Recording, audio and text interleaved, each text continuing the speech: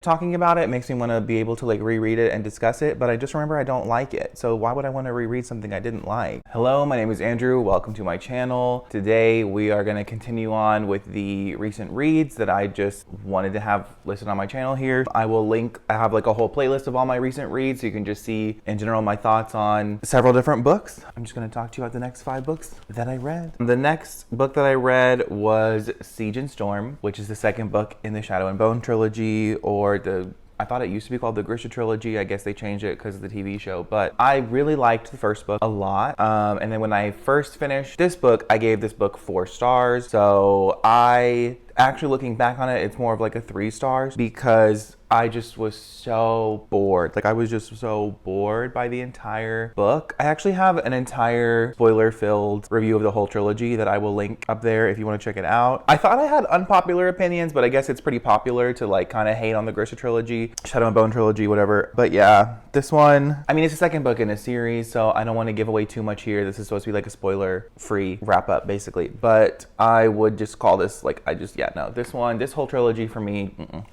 I also remember watching, I want to say, the Paper Cut Book Club live shows, like video about, there's like a short story that I think is in the first book, maybe.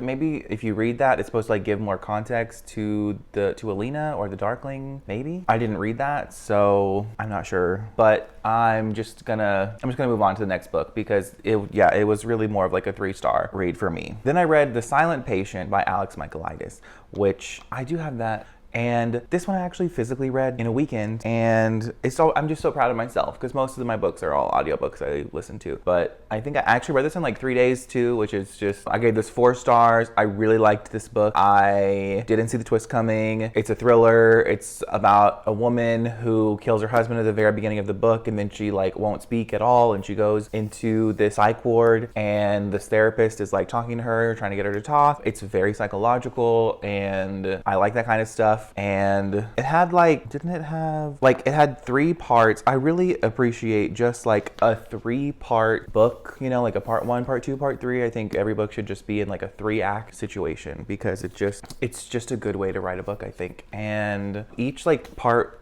part had a new, I want to say it started with like new chapters. Oh, and we had excerpts from Alicia that was the patient. We had excerpts from her diary. So I have some real life friends that hated this, but I know a lot of like booktubers that I follow also kind of hated it and like are annoyed by it. But personally, I enjoyed it. I would recommend it if you like thrillers for sure. There's some I think a lot of people complain about like misogynistic stuff happening, you know, some women hate, but I just said this was a 3-part book, but it's not because this right here says part 4.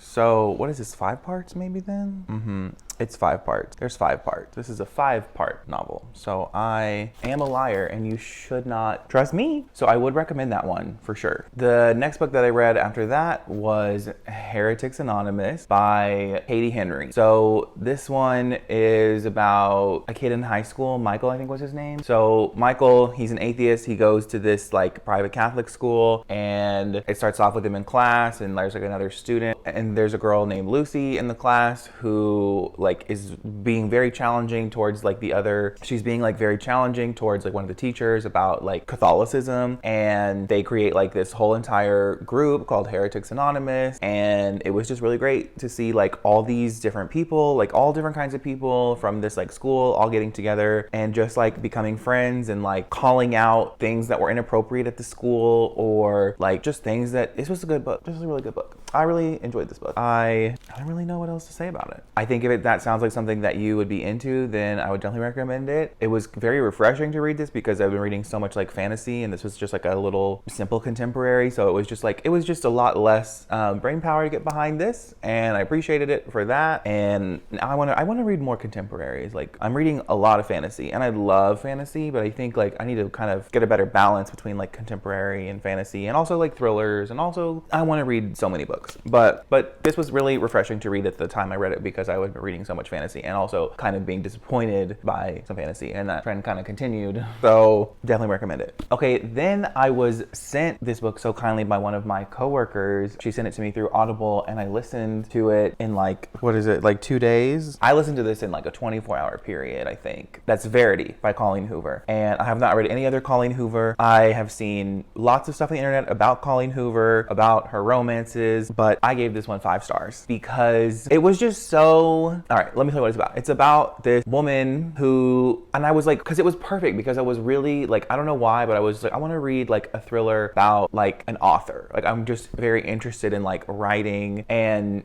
I really want to read Misery by Stephen King. Like that's on my list for sure. But this is about a woman. She's written like these best-selling, like she's written this like best-selling book series, but something happened to her and you don't know what happened to her, where she's basically like unable to write it. Like her mental capacity is just not where it used to be and she can't do it. So, and that's Verity, like her name was Verity. And then I think the main girl, her name was like Jen or something. I don't know. I definitely didn't read this for the characters, but the main girl, she's like an aspiring author, or she's written a couple things that are pretty good. So her publisher like interviews her to be like, hey, we want you to finish the series for Verity. So in order to do that, for whatever reason, she decides that she's going to go live with Jeremy. And I do remember his name. I don't know why, but she goes to live with Jeremy, and there's just a lot of shit that goes down. There's a lot of really fucked up stuff that happens. There's a lot of like children being neglected, not being treated, a ton of stuff. So she like, so your main girl, I think her name was like Laurel or something. I'm just gonna call her Laurel, it doesn't matter. But like Laurel goes into like Verity's like writing room to like get inspiration for this series and all this stuff. And then she discovers like Verity's journals, which I listen, if y'all know any recommendations for books that have like journal entries in them, I need those recommendations, because that is something I always love that. I love it so much. Like that was in The Silent Patient, but she discovers Verity's journals, and there is just such sick and twisted stuff in the journal. And if that sounds intriguing to you, I would definitely recommend it for sure. But if you have read The Silent Patient and you didn't love it, we might have different tastes in thrillers, but I was just so, and like, I know some people just, I think Miana, she said this is like a Lifetime movie script. So if that's your vibe, then I would definitely recommend it. But if it just sounds like too convoluted and over dramatic for you, then it might not be for you. But if for me, I was trash for it. That was my kind of ending, all right? I was highly entertained by that novel. Like that was probably I would say it's one of the best thrillers I've read. And I haven't read that many thrillers. So, you know, take everything I say with a grain of salt, because I'm definitely not an expert on the thriller genre. Like it's easy to shock me because I haven't read a ton of them, but I feel like I've seen some reviews from pretty well-read thriller readers, and they were still pretty, I mean, I'm just gonna say, like, if you appreciate not knowing like what is or is not real, then you should definitely read Verity, because it could be for you. So yeah, I gave it 5 stars. I already said that, I think. But yeah, now let's talk about a 2-star, Ruin and Rising. And as one of my favorite book reviewers put it in her review, this book had a whole lot of ruin and not enough rising, and I couldn't even tell you honestly like what happens. I just remember being so bored. Like I was so didn't care. I just remember like, because in the second book, I just remember like they're on a boat like the whole time until like the very end of the book. There's like some wild ass shit going on with like the Darkling and Alina, and I appreciated that, and I thought that was interesting, so that's why I had like originally given it a 4 stars. But when you look back at the whole entire book, it's just so boring. Like it was just so boring. And then this book, I also just found it so boring. Like I can't even tell you what happens in this book. I don't remember. Like literally it like left my head as soon as I finished it. I do remember how it ends.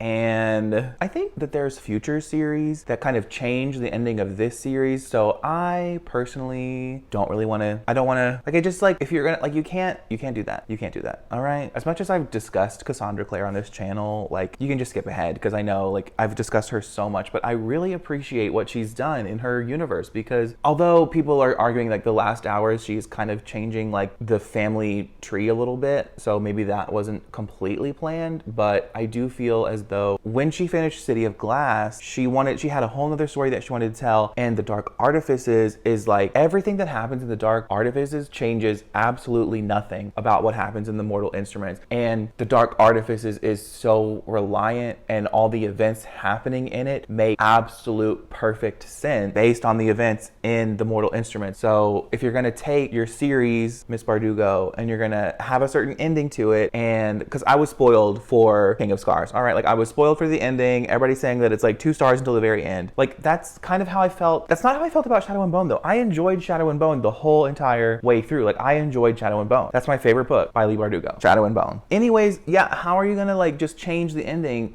to the series way later on? Like, you know, because then she went on to write a series about totally different characters that have no connection to the Grisha trilogy, and maybe she should have kept it like that. Because, but you know, I honestly, I can't remember if it was Ruin and Rising or Siege and Storm. There's something that happens with the Darkling and Nikolai, and that was interesting. That was definitely very interesting. But I don't know, like, talking about it makes me want to be able to like reread it and discuss it, but I just remember I don't like it. So why would I want to reread something I didn't like? And I know multiple people don't like it. So like I feel okay about like my opinion on the Grisha trilogy.